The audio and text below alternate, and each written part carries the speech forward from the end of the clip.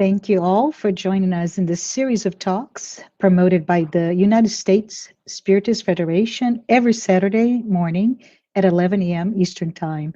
Today, I'm so very happy to be here and host this talk by our special guests, Leonardo, Leo, and Eduardo Haddad, who will be discussing happy new thinking. Before we turn it over to them, let's do our opening prayer. So I invite all of us to perhaps close our eyes. Let's at the same time open our hearts, open our minds, and be open to all the spirits of light who are here with us today, along with our benefactors who guide us during our journey on earth. May all of us be blessed.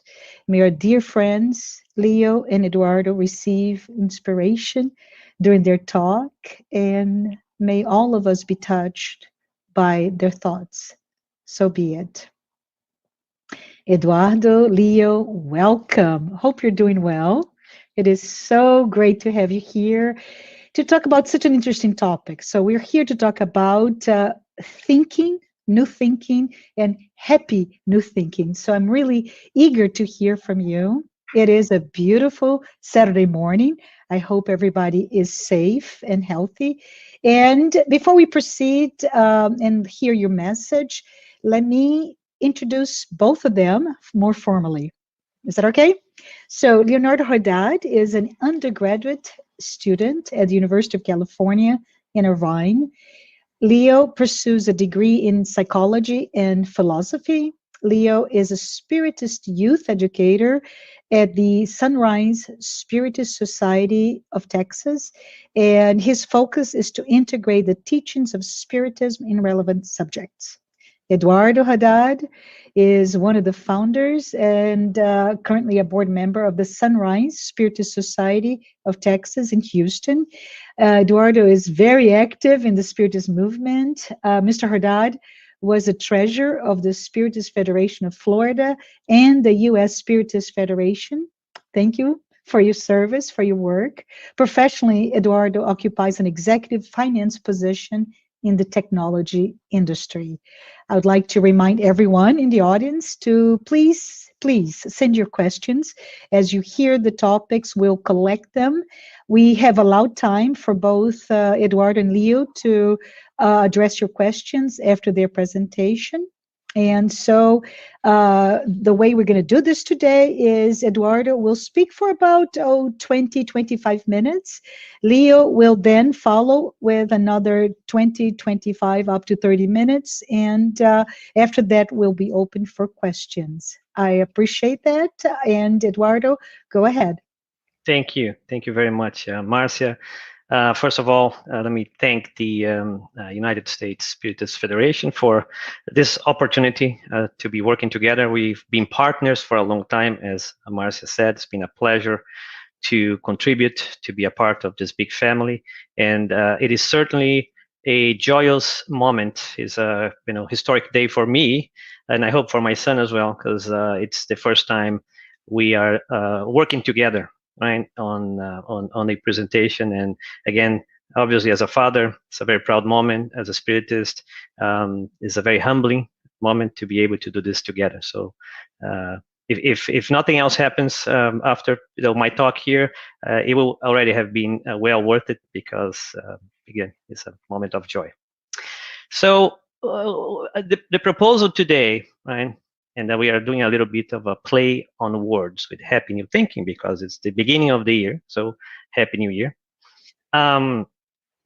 Is to invite us to understand a little bit more about how we think, the quality of our thoughts, and the power of our thoughts, what they do to us and what they do to the world that we live in. And our humble proposal today is to bring subsidies from the Spiritist doctrine, as well as the scientific and philosophical realms, so that we can hopefully build a bridge between what all the enlightenment that Spiritism has brought to us, and how does that basically correlate to things that we hear and read and study every day. So let me share a few things with all of you. So just bear with me. I hope everyone can see my presentation. Okay. So why happy thoughts? We hear a lot about this, right? We hear a lot about people saying, hey, you have to have happy thoughts, you have to have positive thoughts, the power of positive thinking. Why, right? Why happy thoughts, right? We are really not talking about just silly, blind happiness, right? What we really want to talk about is the quality of our thoughts, positive or negative, but obviously looking at the effects of higher ideals on what that does to us and to the world we live in. So the first question is, does that matter? What can it do? And today, again, we are going to postulate that the quality of our thoughts can make us, if anything, as a minimum, it affects our health. It does also affect our lives. And again, we're going to be as bold as to postulate that it can and has changed the world.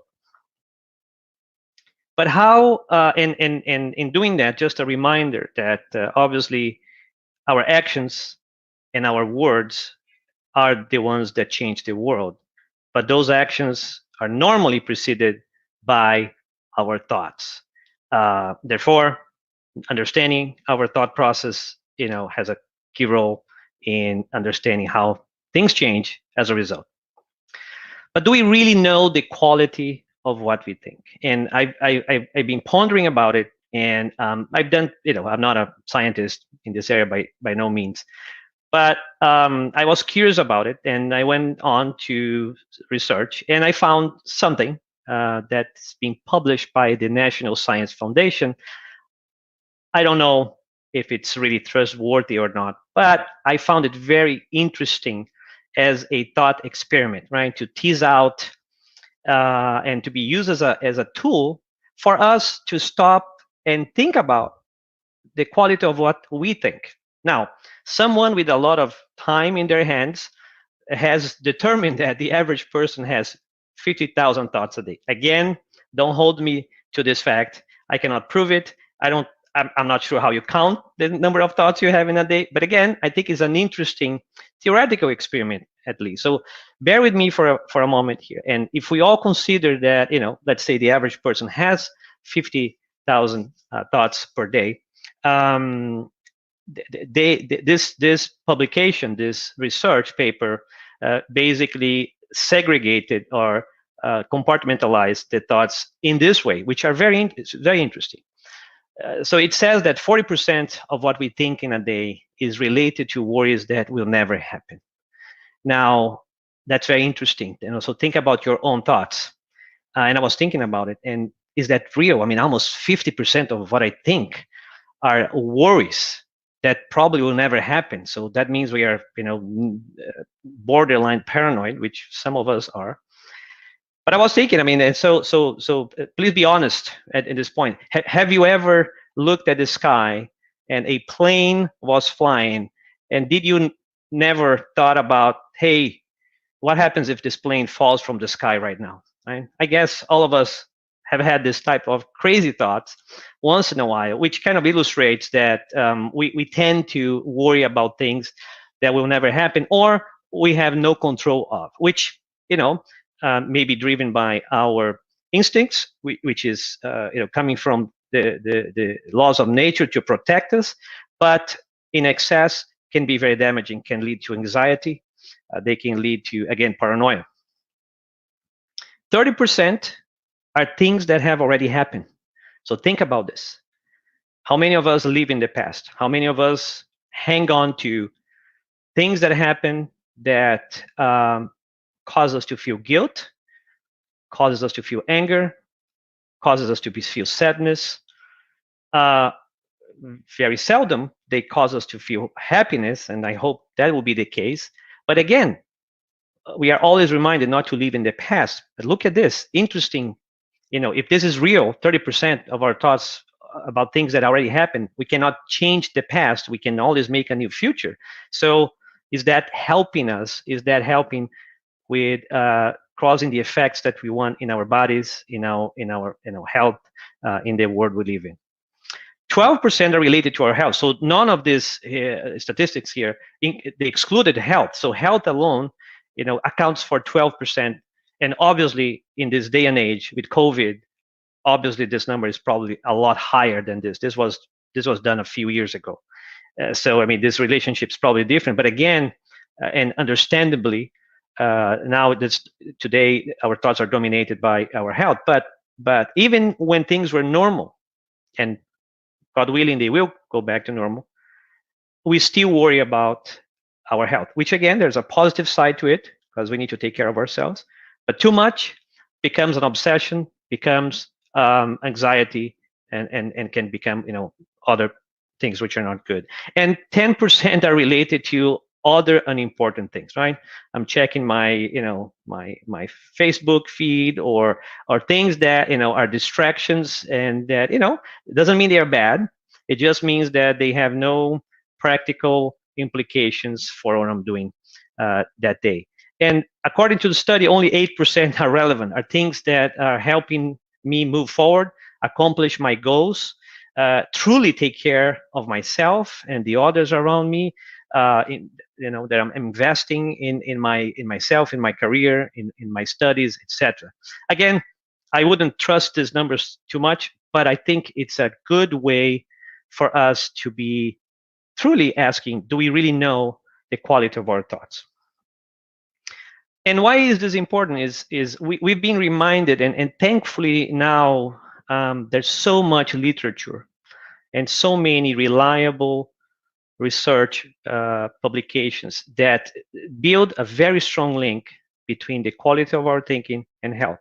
So I'm going to just highlight a few things because we don't want to deep dive too much into this, but we want to remind ourselves how much of this the elements that we've heard from Spiritism, for example, from the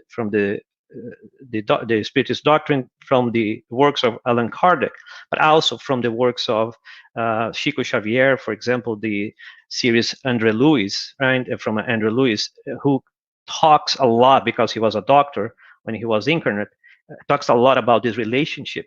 But is and some people in the beginning would think that this was something that was limited to the Spiritist, knowledge and community. But in this day and age, a lot of this now is common knowledge. So, for example, the World Health Organization already defines health not just as merely being the absence of disease or infirmity, but really health is a state of complete physical, mental, social, ecological, and spiritual well-being. These are the words of the World Health Organization, not mine.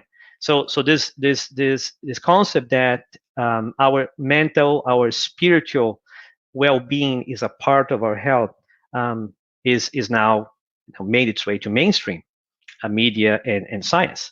And of course, if I can borrow just a little passage from Missionaries of the Light from André Luiz, he makes it very clear that there is a very direct correlation between what we think and the physiological impacts to our bodies, which he calls the vase of clay.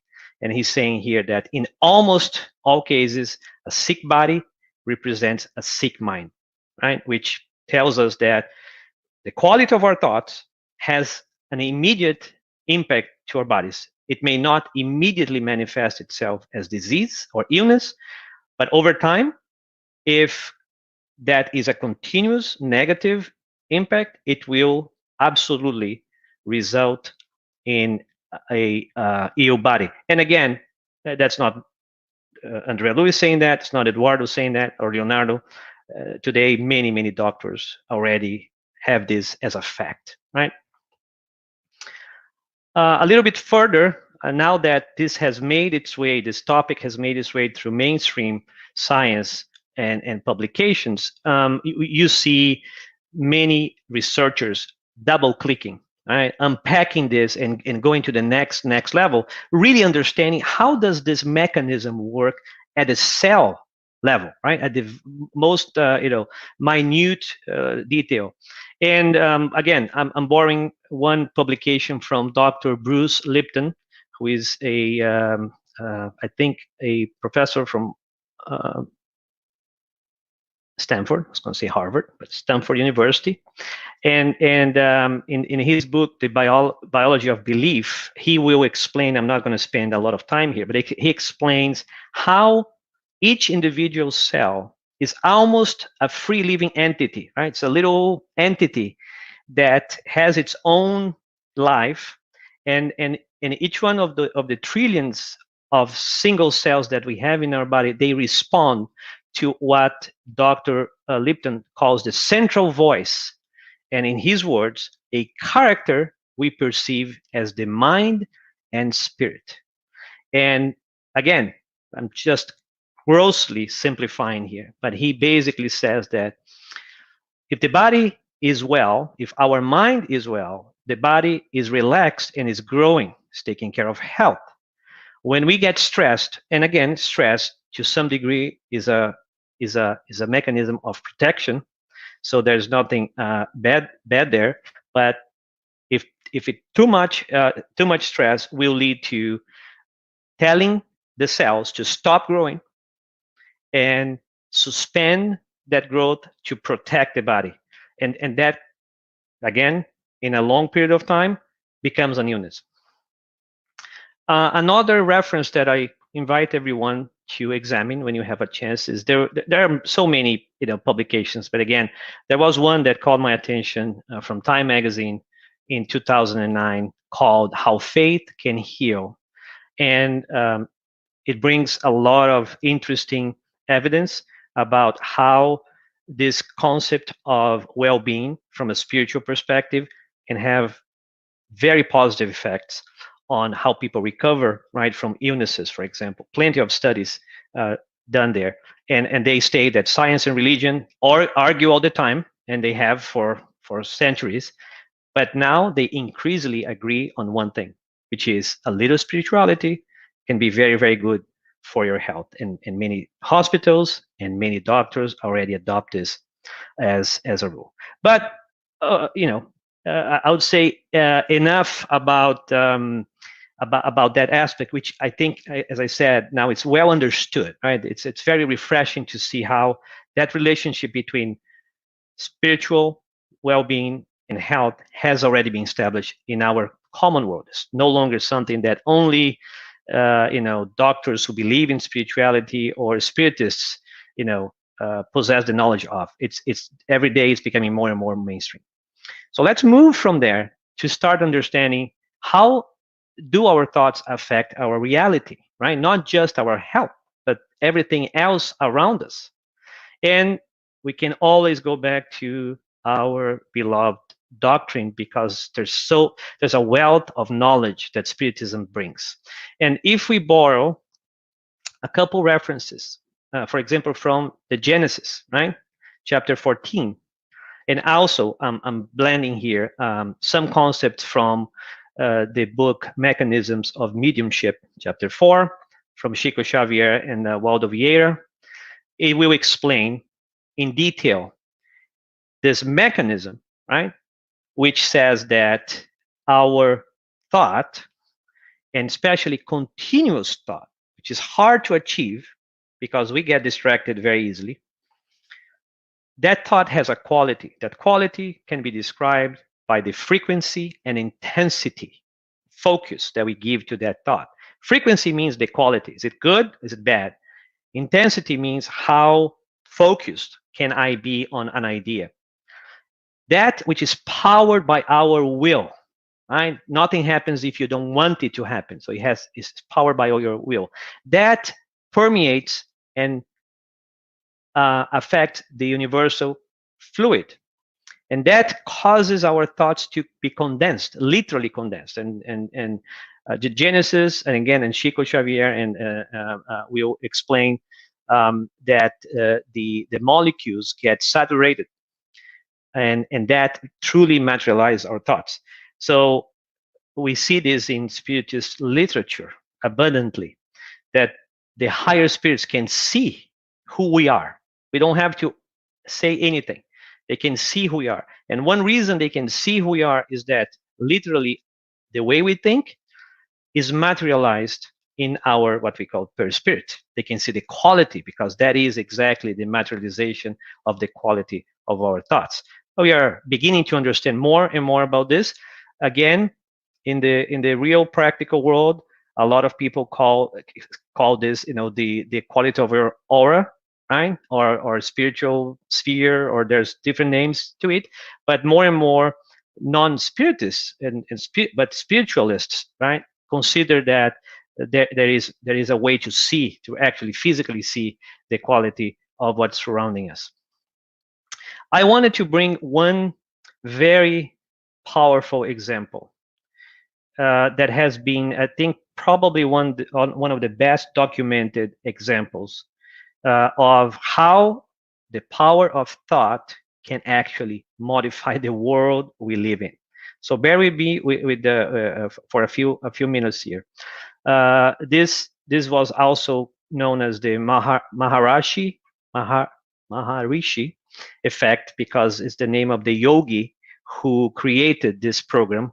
And it's known as the Transcendental Meditation and TMCD program experiment in Washington, D.C., the capital of the U.S., in 1993. So what happens here is this was a formal project that took place during the summer of 1993. And the goal of this program was to prove that thought can have an impact on violence and violent crime. So what I'm going to share with you is the final results of this 2-month prospective experiment that was carried out in Washington. Now, there is plenty of documentation around how this happened. This was not done in the back room or with a kind of a opaque group of people who didn't have who did it hiding from cameras.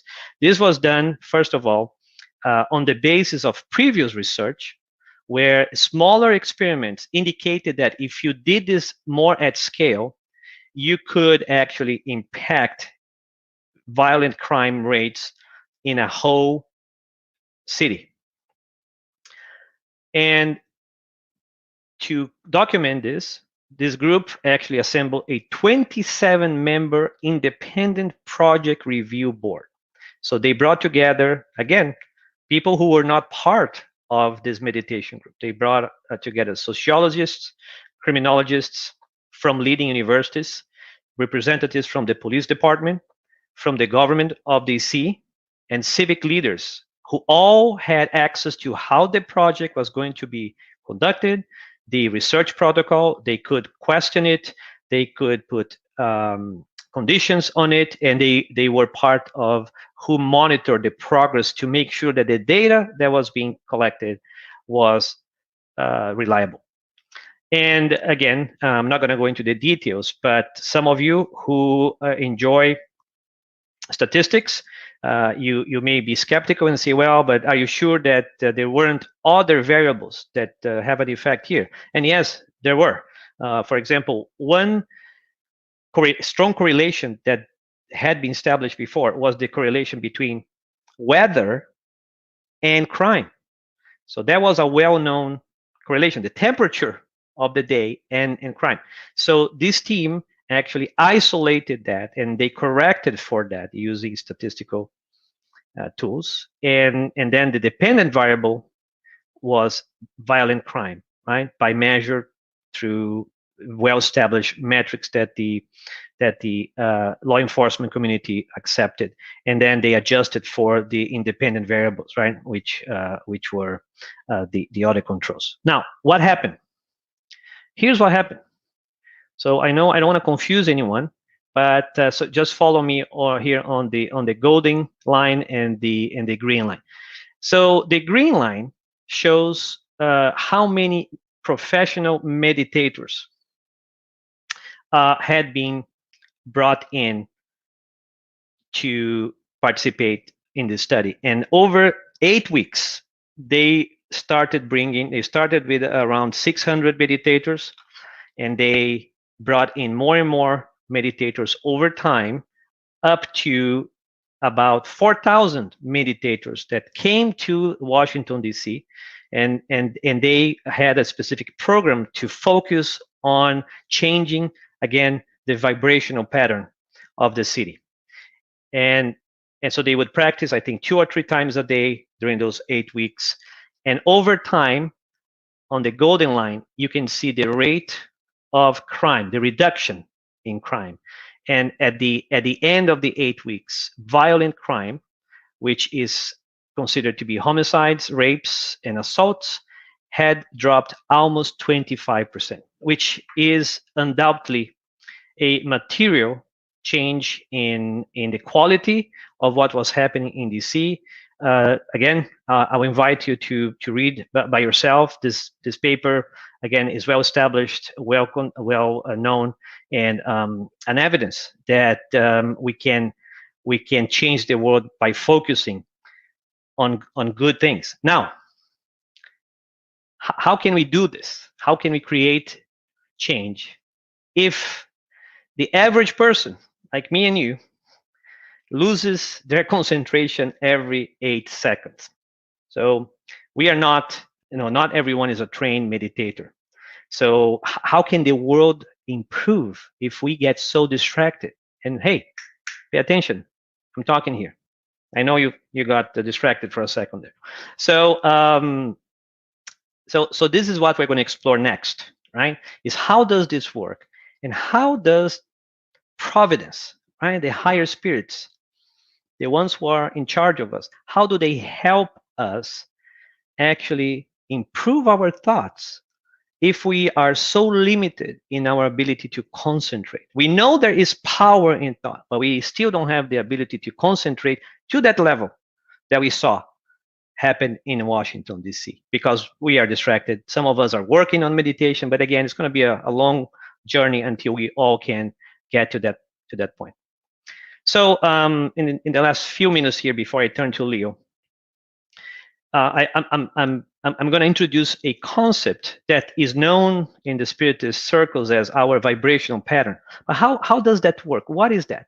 So think of the quality or the frequency of your thoughts as an ECG, right? And again, I'm creating a metric here that doesn't exist, right? So let's say that Eduardo has an average thought pattern of 20. Again, just it's a number I came up with. It's 20.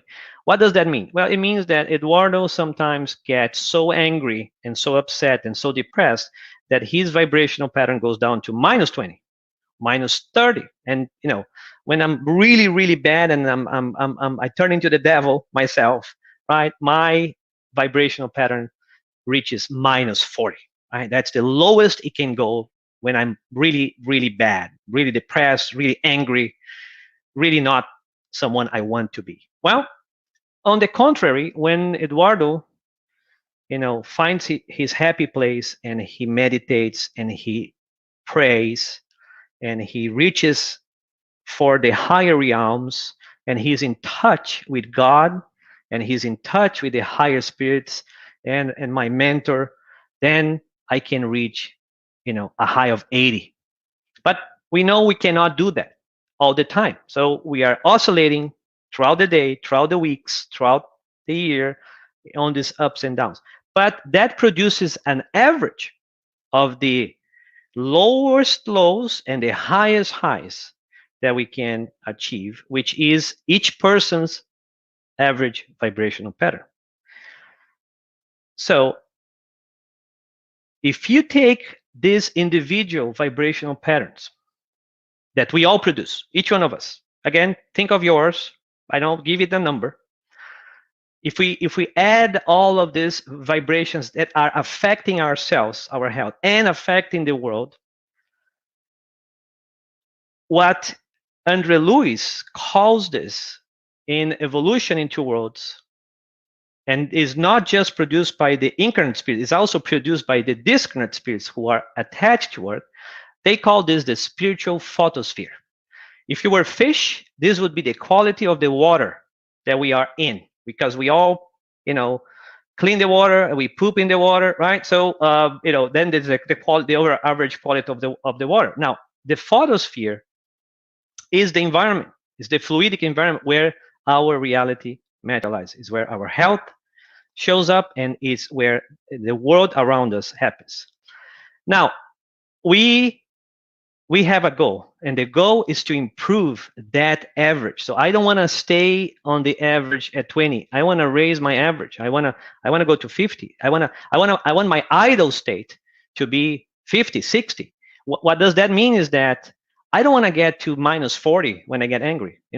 I want to work on myself so that my lowest low is minus 10. So I want to raise my lows from minus 40 to minus 10. So you conquer your limitations to a point where you no longer get so depressed, get so angry, get so negative. Likewise, I want to go up to 100 when I want to reach my mentor, his mentor's mentors, her mentor, and I want to reach Jesus if I can through my thoughts. So that is the goal. And if you do this, you establish a new idle state, and you are raising your vibrational pattern. Now, if we were to wait for each person to work on themselves and to take their own time to do this so that the world could improve, it probably would take a whole lot longer than it has taken. So the question is, how does this happen at scale? And does this happen at scale? And it does. So we know this happens at scale. That means that there is a mechanism that Providence provides that helps us, everybody, on average, get to a higher average vibrational pattern. And this is a blessing that we all have. So that blessing, that mechanism, is what Leo is going to take us through. So I'm going to stop sharing, and I'm going to have the pleasure to now turn to Leo to tell us how the magic happens. Yes, let me just share my screen here real quick.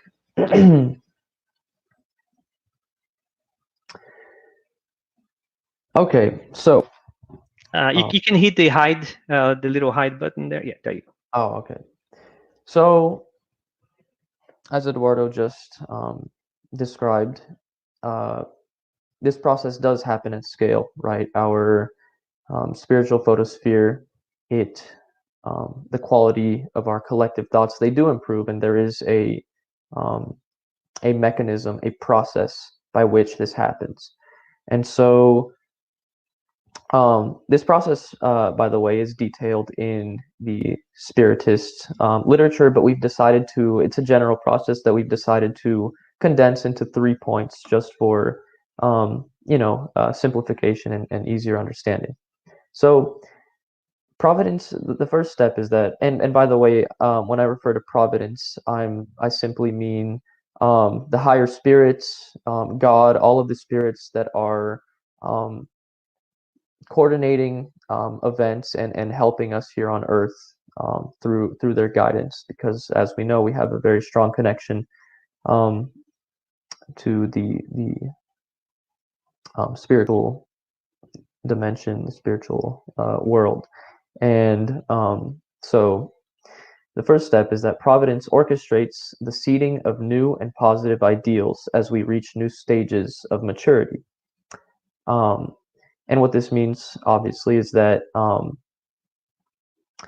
in order for our spiritual photosphere to improve, there has to be the seeds of these new ideas, these better ideas and ideals that we can strive for. And so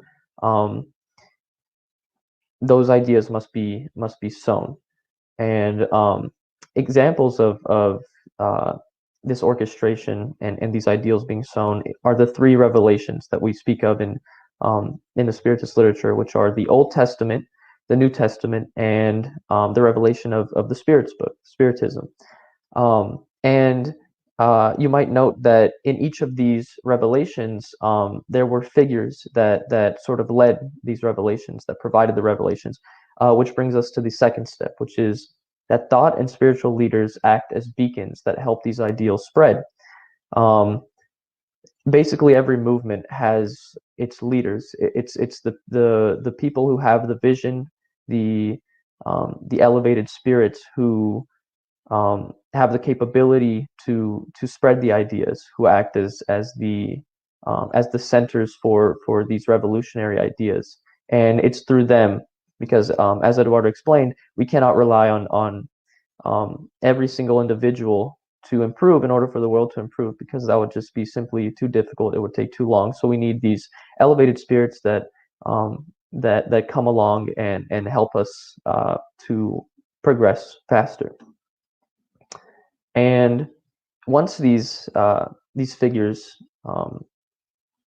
disseminate their ideas, then there's the process of embracing these ideas. And once we do that, once we embrace these higher ideals, this causes positive and lasting change, intellectually, materially, and morally. And just an interesting or a quick note on that, there's a really fascinating book by Malcolm Gladwell called The Tipping Point, which examines this process of embracing new ideals. And he has the concept of the tipping point, which is basically the number of people needed to embrace an idea. And then after that, there's sort of an exponential embracing of the idea by everyone else. And so this process of a few visionaries, a few people, a few leaders, sowing this idea and then disseminating it, and then the expansion of that idea and the adoption of that idea by others has been documented to some degree at least. And so just thought that was an interesting note. And an example of higher ideals and movements that strive to inoculate these higher ideals in us is Spiritism, because there's this from the Gospel according to Spiritism, there are the two fundamental injunctions of Spiritism, which is to love one another and to educate ourselves. And it's these two ideals which are basically at the foundation of everything else in Spiritism. So I'd like to turn the focus a little bit and examine one movement, one specific movement, which is a perfect example of this progress at scale that we've just discussed. And I will refer to this movement specifically because it was the precursor to Spiritism, in that without this movement, the ideals of Spiritism probably wouldn't be embraced. And this isn't just my opinion, by the way, because I'm going to be reading an excerpt which talks about this movement. So, how Providence orchestrates our new wave of development through new ideals. So it's this new wave that I'm referring to is the movement that preceded Spiritism. So this excerpt is from On the Way to the Light, and it is written by Francisco Candido Xavier and through the Spirit Emmanuel. So this is obviously the words of Emmanuel. So he says, the 18th century began with equally renewing struggles, but high-order spirits of philosophy and science, who reincarnated chiefly in France, would fight against the errors of society and politics, upending the principles of divine right, in whose name all sorts of barbarities were being committed. Amongst this plethora of reformers were the venerable figures of Voltaire, Montesquieu, Rousseau, D'Alembert, Diderot, and Quesnay. Their benevolent teachings reverberated in the future United States and throughout the rest of the world. So this movement that Emmanuel is referring to here, we know as the Enlightenment. These figures, Voltaire, Montesquieu, Rousseau, etc., these are all Enlightenment or the Age of Enlightenment figures. just a brief overview of what the Enlightenment was. It was an intellectual and also moral and political movement which took place. The dates are generally, the start is generally accepted to be around the late 1600s, and then the end is basically the French Revolution, 1789. And as many historians note, and as most people or many people know, this was a period of basically another intellectual renaissance. It was preceded by the scientific revolution, and then out of the scientific revolution came the Enlightenment, and so that means that the ideas that were disseminated during the Enlightenment have a lot to do with reason, and it is on the side of intellectual progress, because as we know, there's two facets to progress: intellectual and moral. So the Enlightenment dealt with both of these facets. It dealt with scientific progress, intellectual progress, trusting reason, trusting empiricism. So basically, we can understand the world through our senses and through our intellect.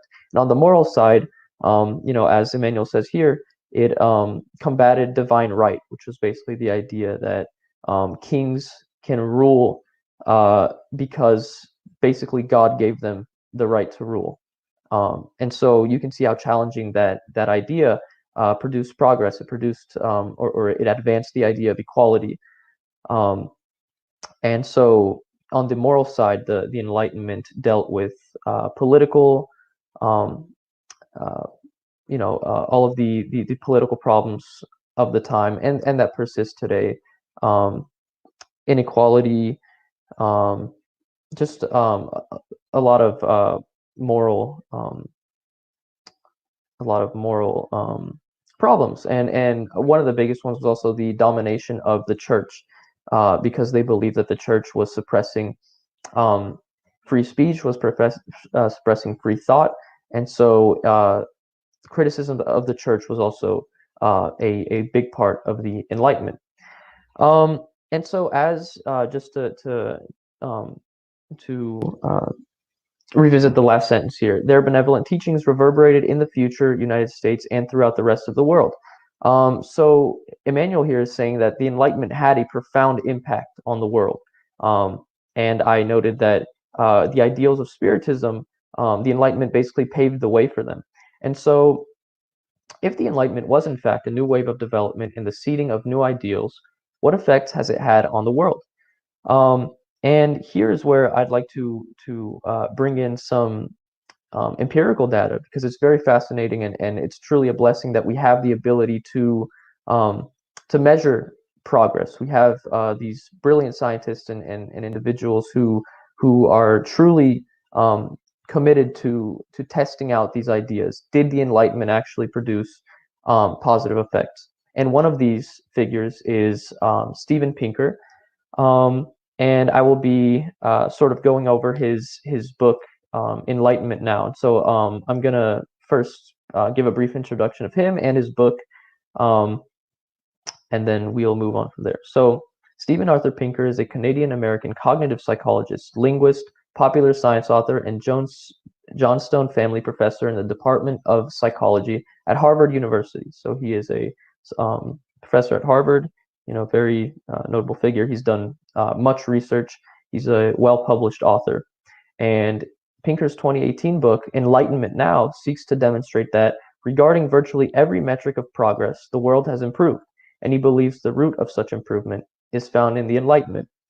And so we can see here that his ideas align, they correlate very well with what Emmanuel teaches us, with what Spiritism tells us.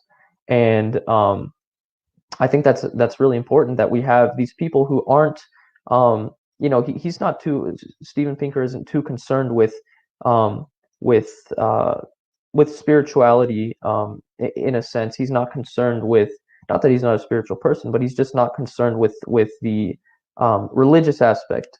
He is only concerned with the brute empirical facts. And so whenever the spiritual ideas, the philosophy lines up with the empirical fact, I think that makes a very powerful argument. And so I'm going to be introducing here, his book, by the way, contains about 70 or so figures, charts, and graphs that plot this progress in many different domains, in many different in many ways, all the progress that occurs. There are many figures, and I've decided to sample a few of those today.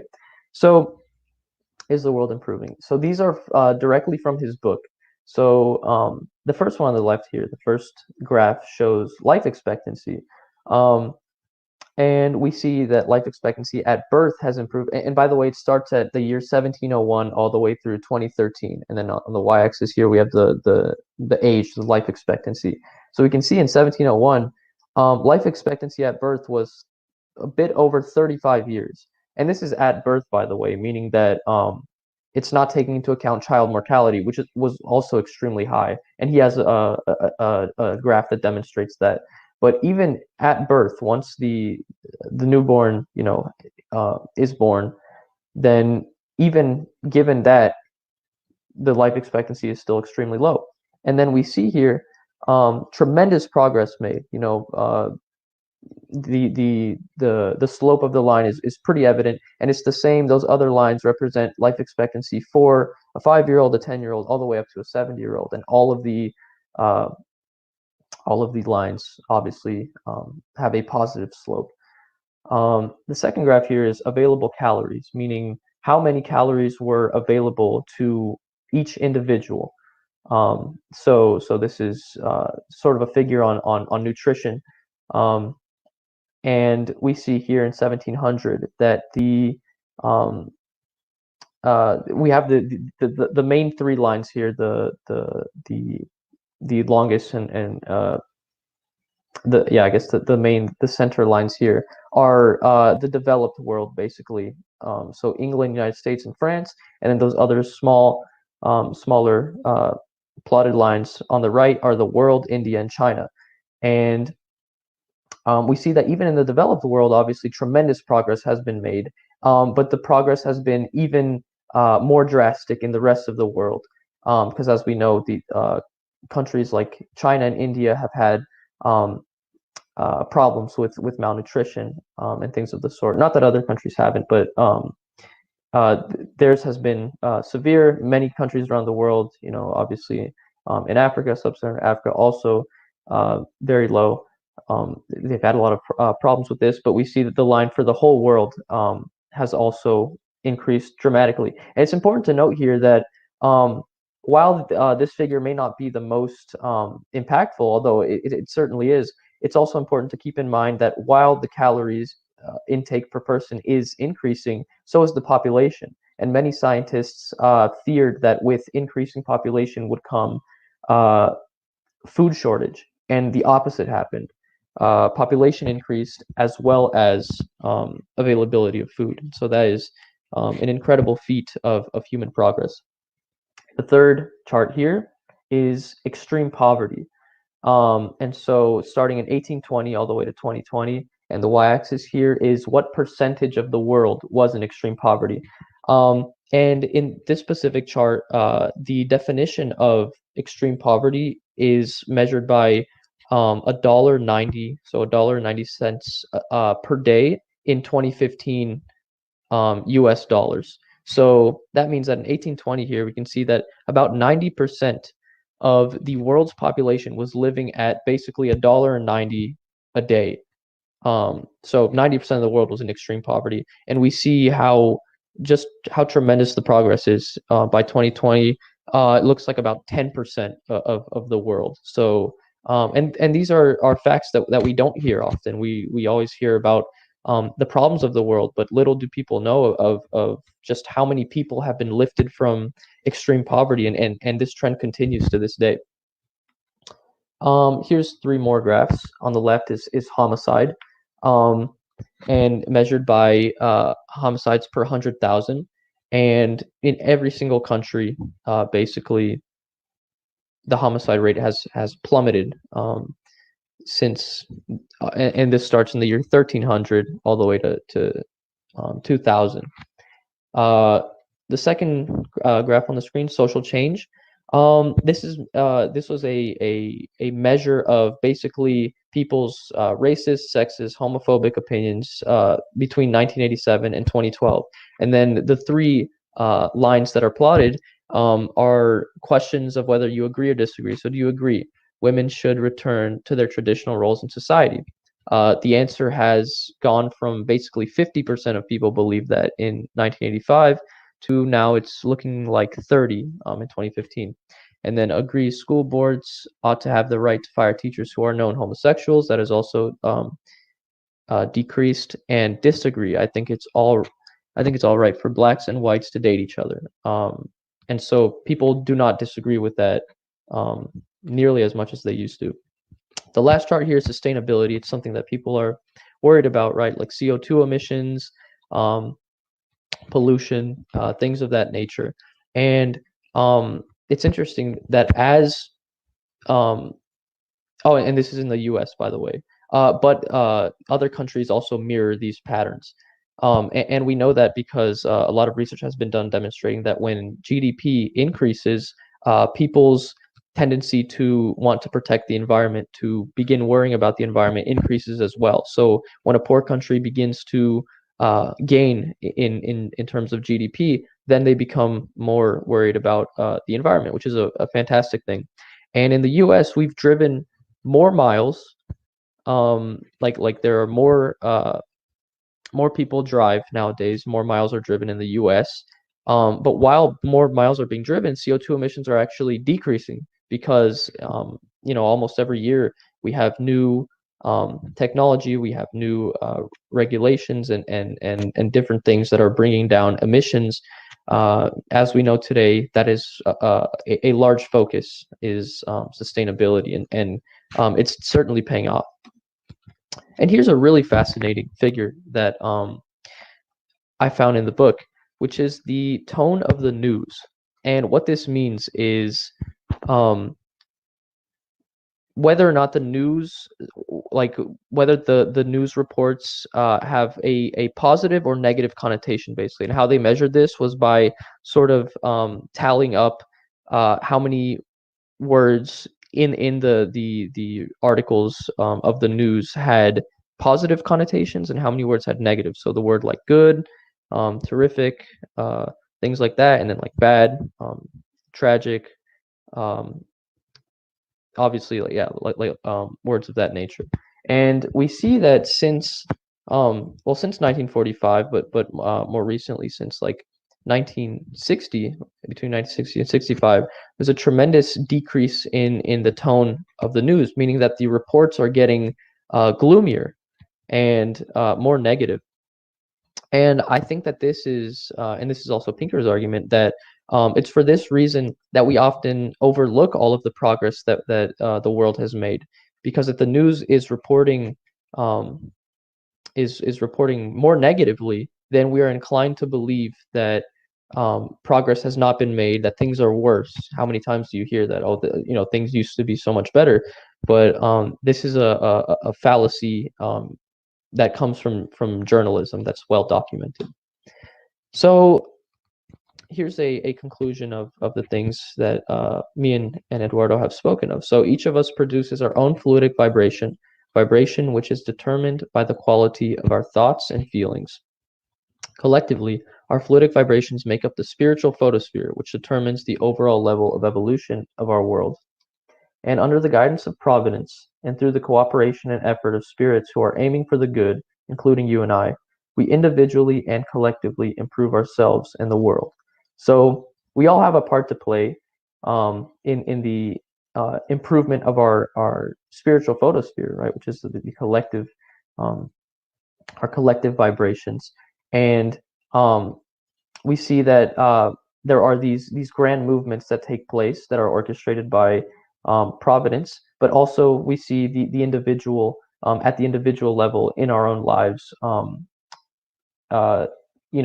progress, and we see the importance of improving our vibrational patterns. And so I find it really fascinating and just beautiful how these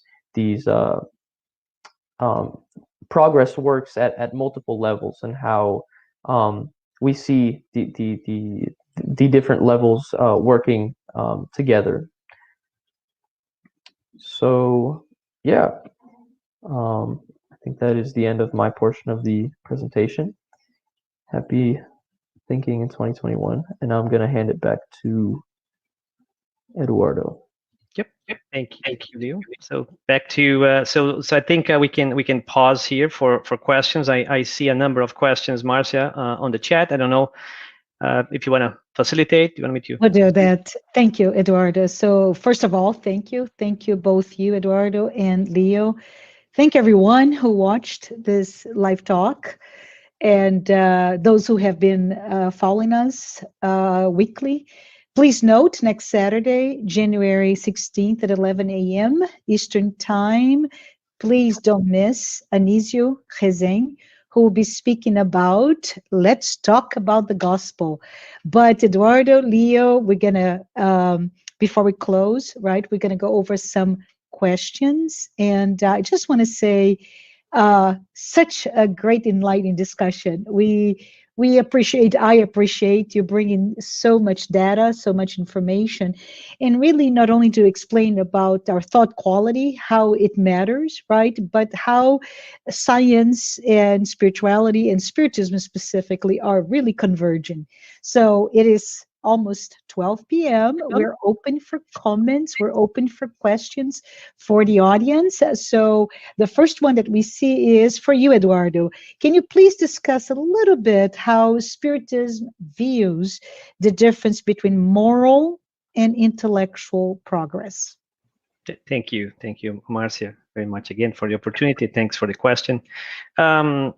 And you know, I'll be a little provocative in my answers. We are all brothers and sisters in this journey, but I think something we need to do is always question, right? If we are truly embracing the ideals that Spiritism has brought to us, right? And as Leo showed us, I mean, this is a massive work that the Providence orchestrates. Right? And if you read On the Way to the Light, and Emmanuel explains step by step everything that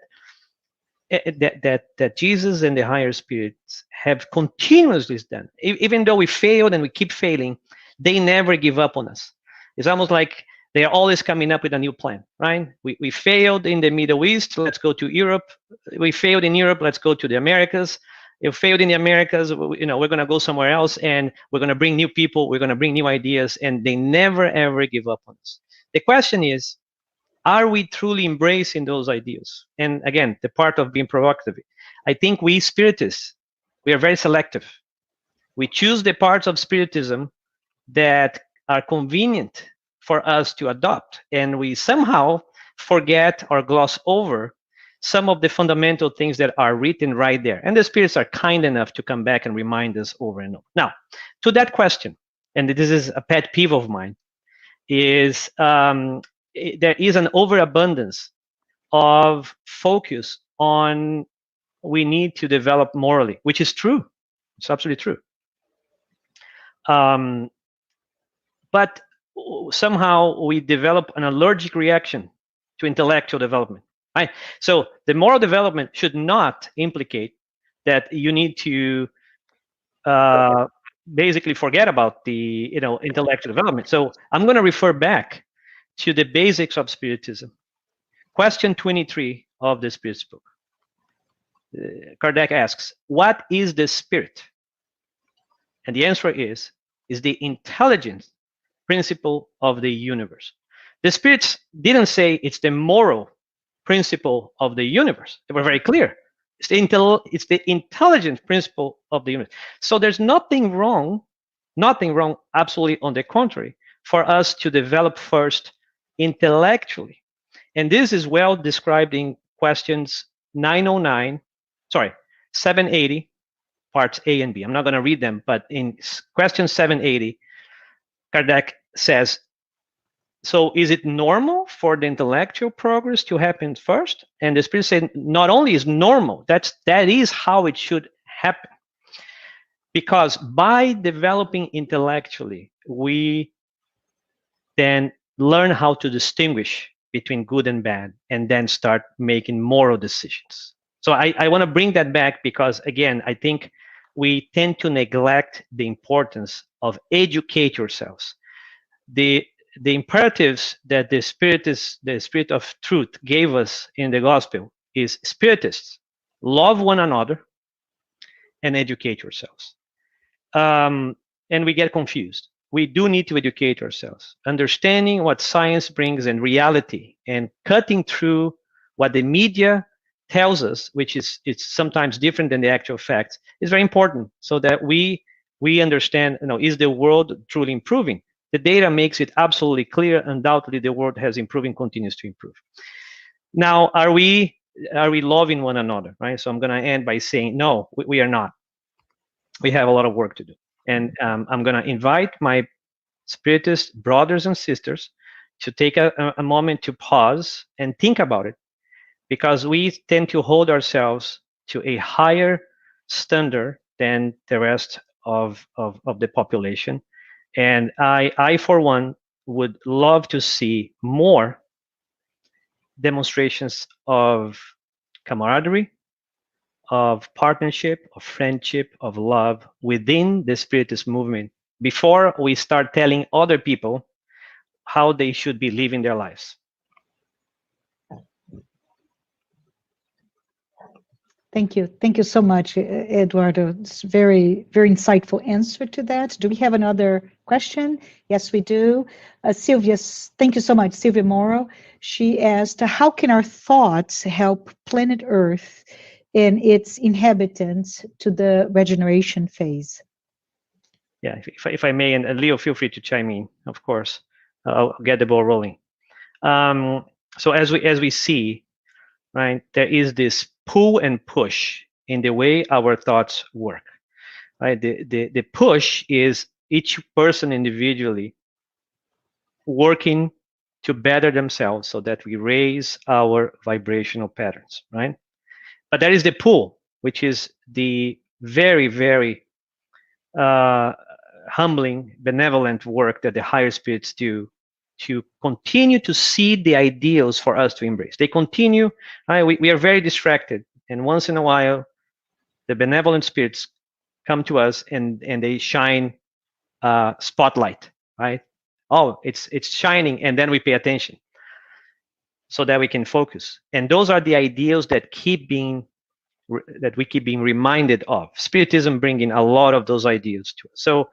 So we can always do two things, right? One, and what I can do here. I know. Let me, if I may, just remind ourselves of the multitude of things that we can do to within Spiritism and outside of Spiritism, right? To improve the world. To Sylvia's point, there's so much we can do, and given that we decide to do that, we put our willpower to work, and that is another big challenge for us. Again, right? We are learning more and more about the watch and pray, right? So how do we meditate, visualize? How do we pray? And the power of doing that, and the power of practicing that, so we can do this. We do individually. A lot of centers like ours have been doing, prayers in group, right? So that we also irradiate those ideals and benefits.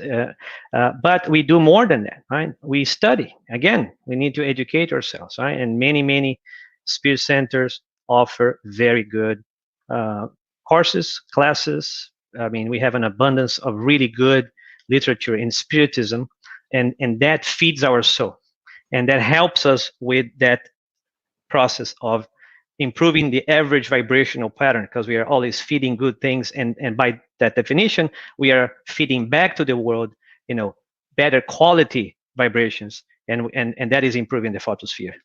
But do good. There's nothing better than actually act. We talk a lot, and we oftentimes neglect to act. There's some criticism on Spiritism and Spiritists that we are too passive. I've heard that all my life. I've been a Spiritist for 40 years or more. I'm 50. one, and that we tend to be passive, that we don't that we neglect things, we let things happen because we believe that some magical law of justice will take care of it, when we are ourselves the instruments of that law. So if we don't act, there's no magic, nothing's going to happen. So a lot of things happening in the world right now. Ask yourself, have I done anything right now? Have I contacted my representatives, right, in the Senate, in Congress, to express what I think should be done? Have you? I pay taxes. I pay a lot of taxes, and I do that. I will write often to my representatives to demand that certain things happen. And I don't know if anyone on the audience has done that. They will answer you. If you send them an email, they will reply to you. And so try doing that. Try voicing your demands that certain things should happen, for example, and do good. Join a cause. Again, how many of us have taken time to truly join a cause? Some have, many have, and I have to acknowledge that, and it's a beautiful thing to see.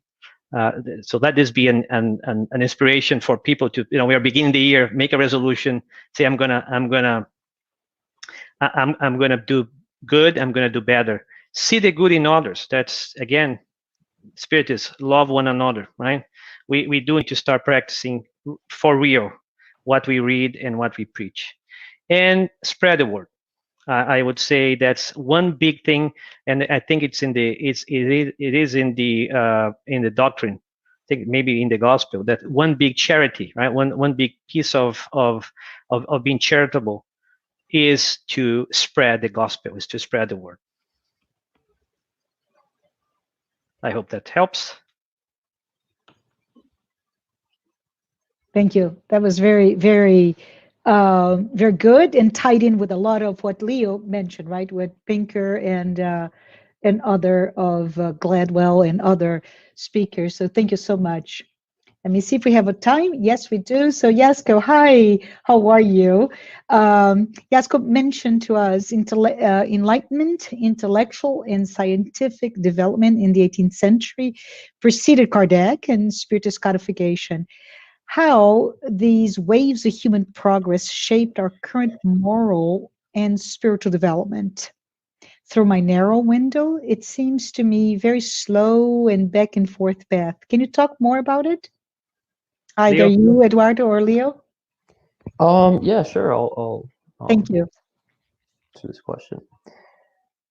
So I would certainly agree that, and this is something Pinker talks about, is that progress is, I think that his quote is that progress does not mean that everything is getting better everywhere all the time. And by this, he means that just because you see something that doesn't look like progress doesn't mean that that demonstrates a trend moving backwards. So I certainly agree that there's progress does seem slow, and there are back and forth pulls. Like, for example, terrible things have happened since the Enlightenment and since the birth of Spiritism. Both world wars happened after it. And so I've found myself questioning, like, have we, is this an indication that progress is an illusion? But I don't think it is, because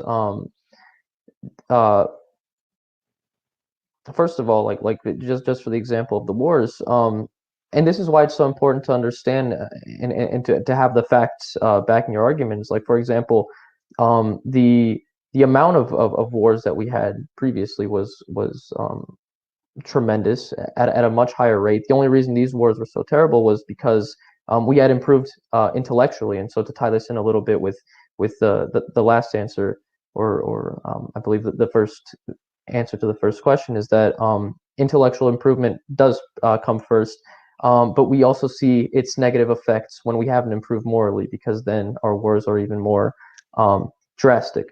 But just a general answer to the development of these ideas, and whether or not we have seen progress. I think that if you do track the ideas,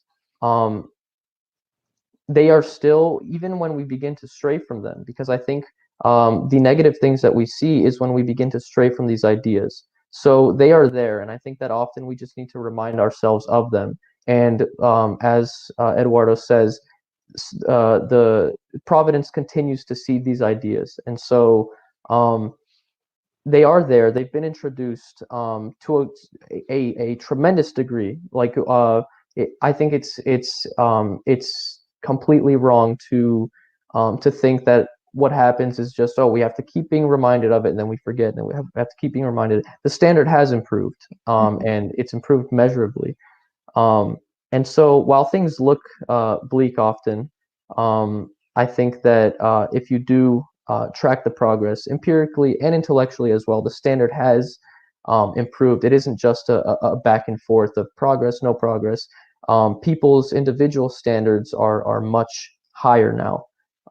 And so I know it seems like we go back sometimes, but I think the general trend is a positive one. And if you look at the graphs, going back to the 1700s, as I've shown, there's just no question. They certainly have improved in every single way, basically.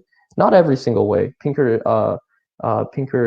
he admits this himself, that that there are a few, and it's only a few trends that show either slow progress or almost no progress, but almost nothing has gone backwards, which is another good indicator. Very good. Thank you so much, Leo. I appreciate your answer. We have from Glaucio Pessoa. He asks how to keep the constant flux of gloomy news from the media from dragging down our positive vibration. I don't know if Eduardo or Leo can speak to that. I can take a quick bite of it, and Leo, feel free to add there. But that's a great question, Glaucio. And I think there's a couple elements of what we discuss here that I would like to bring back into focus. Right? It's again, it's primarily related to our willpower, right? And related to us really deciding to get control over our thoughts and actions versus being led through, right? So there's a lot of debate about how do you go through life? Are you a zombie, right? Meaning, do you get up in the morning and just mechanically, go and have breakfast, go to work, come back to home, watch TV and go back to bed, and then you repeat that cycle. And these days we cannot even go to work; we have to stay at home for work, and every day almost seems like the same. Are we being led through life, or are we conducting ourselves through life? And this is where being very much aware of how we think is very important, and making decisions to change. The one big normalizer, and that's another blessing that we appreciate from how the Providence has created this universe and world, is each one of us has 24 hours. Nobody, no matter how much money you have, you cannot buy an additional hour. No one has 25 hours. And what that means is each hour that you choose to do one thing means you are not doing something else. Okay, you cannot be doing good and bad at the same time. It's impossible. It's physically impossible. You cannot decide to do 24 hours of good and 24 hours of bad things, which means that each minute that you conquer saying, I'm gonna be disciplined enough to dedicate this much time reading. I'm gonna read again. How many of us have found that reading the codification, right? The 5 books, you can read them 100 times, and you always learn something new every time you read the gospel, every time you read the Spirit's book. Some people have some very old books. They are falling apart because they keep reading them and they keep going back and finding more insights.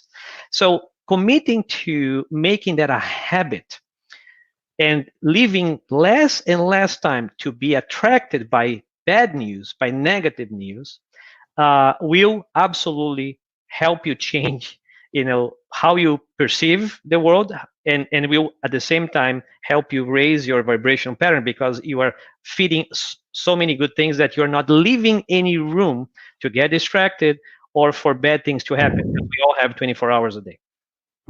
Could I add something to that also, Sure. by the way? I also find that just having the knowledge of the fact that the news is gloomier, that the tone has been getting gloomier, I think that also helps you, stay cognizant and conscious of the progress that the world is making, and to make you conscious that that gloominess is an illusion. And so while you do, I mean, not totally, because obviously there is still bad news in the world, but it's important to remember that that is a reflection of a negativity bias as well. Because once you understand that, then you think, okay, well, I can't let this determine my mood, because it isn't an accurate reflection.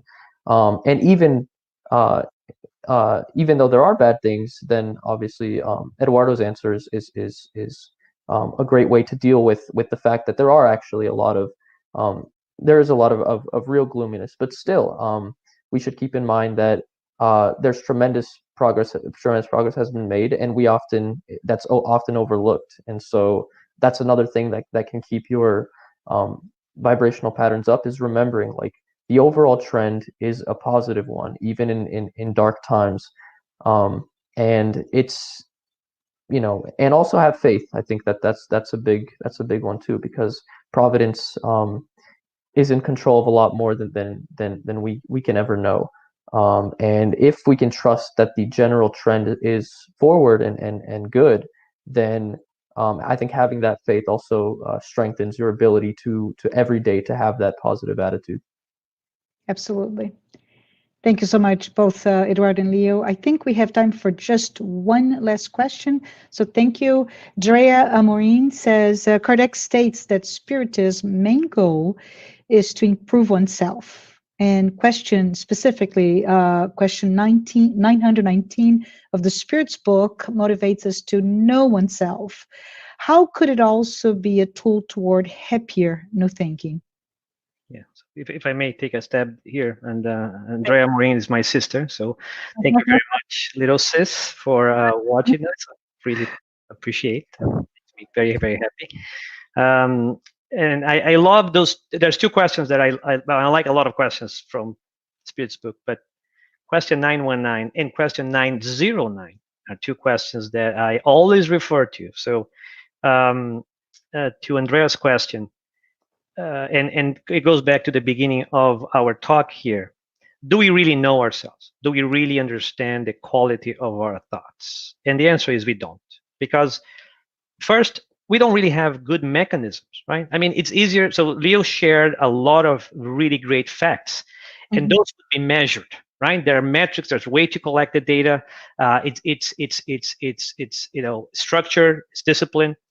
We unfortunately still don't have mechanisms to measure our thoughts. There's no app, there's no device that you plug in that will give you like your credit score, right? You can go to Credit Karma and you can get your credit score. I cannot get my thinking score, right? I wish I could say, hey, I go to this app and it's going to tell me, hey, Eduardo, here's your vibration. So we don't know really who we are. We don't.